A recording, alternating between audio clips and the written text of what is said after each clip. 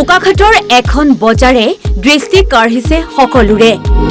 বজাৰখনত হাঁহ, কোমোৰা, শাক-পাচলি সকলো উপলব্ধ। এইখন ৰজাবাৰী শংকৰদেৱ শিশু বিদ্যা নিকেতন।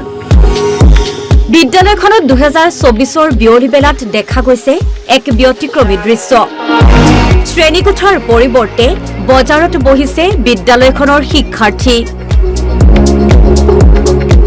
ছাত্ৰ-ছাত্ৰীৰ দ্বাৰা পৰিচালিত এই বিশেষ বজাৰখন পাঠদানৰ লগতে ব্যৱহাৰিক জ্ঞান বৃদ্ধিৰ প্ৰয়াস বিদ্যালয় কৰ্তৃপক্ষৰ। বছৰৰ শেষত এই প্ৰতীকী বজাৰৰ কাৰণে চিন্তা চৰ্চা কৰা হৈছে। ছাত্ৰ ছাত্ৰীৰ মাজত পাঠ্যক্ৰমৰ যিটো একঘামী যিটো শিক্ষাদান, সেই আক্ষৰিক শিক্ষাদানৰ পৰা অলপমান আঁতৰি তেওঁলোকক ব্যৱহাৰিক শিক্ষা প্ৰদান কৰিবৰ কাৰণে এইটো চিন্তা চৰ্চা কৰা হৈছে। বজাৰ সম্পৰ্কে মানে ব্যৱহাৰিক এটা জ্ঞান দিম। বজাৰনো কি, বজাৰ কেনেকৈ বহে, বজাৰ কি ধৰণৰ, কেনেকুৱা ধৰণৰ গ্ৰাহকৰ লগত কেনেধৰণৰ সম্বন্ধ, গ্ৰাহক কেনেধৰণে আকৰ্ষিত কৰিব লাগে, এনেকুৱা ধৰণৰ যিখিনি কথা। তাৰোপৰি যিটো গাণিতিক ধাৰণা, অংকৰ যিটো ধাৰণা, তাৰোপৰি খুচুৰা পইচা যিটো আদান প্ৰদান, এই গোটেই কথাখিনি এক ব্যৱহাৰিক জ্ঞান দিয়াৰ কথা আমি চিন্তা চৰ্চা কৰিছিলোঁ। একঘেমীয়া পাঠদানৰ পৰা ছাত্ৰ-ছাত্ৰীক কিছু বাস্তৱিক অভিজ্ঞতা প্ৰদানৰ উদ্দেশ্যে বিদ্যালয়খনৰ কৰ্তৃপক্ষই আয়োজন কৰা এই বজাৰখনে দৃষ্টি আকৰ্ষণ কৰিছে সকলোৰে।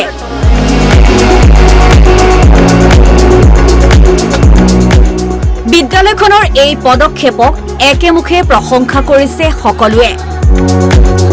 ছাত্ৰ-ছাত্ৰীয়ে গাণিতিক জ্ঞান লাভ কৰাৰ উপৰিও সচৰাচৰ বজাৰ সম্বন্ধীয় ব্যৱহাৰিক জ্ঞান লাভ কৰাৰ উদ্দেশ্যে 4 ঘণ্টাৰ বাবে বিদ্যালয় চৌহদত খোলা হৈছে এই বজাৰখন।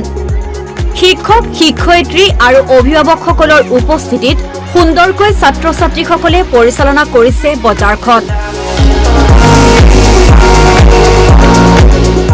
বোকাখাটৰ অন্যতম কৃষিপ্ৰধান অঞ্চল ৰজাবাৰী, কুৰুৱাবাহী, যোগনীয়া, ৰাজগড় আদি বিভিন্ন প্ৰান্তত ছাত্ৰ-ছাত্ৰীসকলে বজাৰত উলিয়ালে খুতুৰা, দুৰুণ, লাই, পালেং আদি ঔষধি গুণসম্পন্ন থলুৱা পাচলি। সমান্তৰালভাৱে বজাৰখনৰ বিভিন্ন বিপণীত উপলব্ধ হাঁহ, কোমোৰাকে ধৰি ঘৰতে প্ৰস্তুত কৰা লাৰু, পিঠা, আচাৰ ইত্যাদি। মই কল পচলা আনিছিলো, তাৰপিছত লাই শাক আনিছিলো, তাৰপিছত আৰু এয়া নেমু আনিছিলো, তাৰপিছত এয়া আনিছিলো তামোল। লাই শাক 10 টকা, জলফাই 5 টকা, 5টা, 10 টকা 10টা। বেঙেনা কেজি 30 টকা। নেমু 2টা 10 টকা।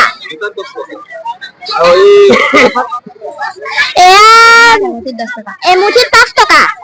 5 টকাহে।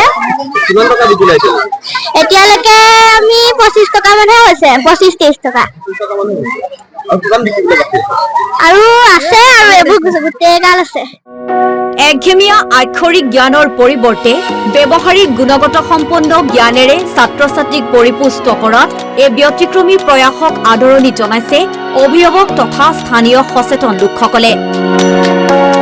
অনাগত ভৱিষ্যতত এই ব্যৱহাৰিক জ্ঞানে ছাত্ৰ-ছাত্ৰীসকলক মোকাবিলা কৰিব পৰাকৈ সবল কৰি তোলাৰ আশাবাদী বিদ্যালয় কৰ্তৃপক্ষৰ। বোকাখাটৰ পৰা জিন্তু কুৰ্মীৰ সহযোগত news desk report NB news.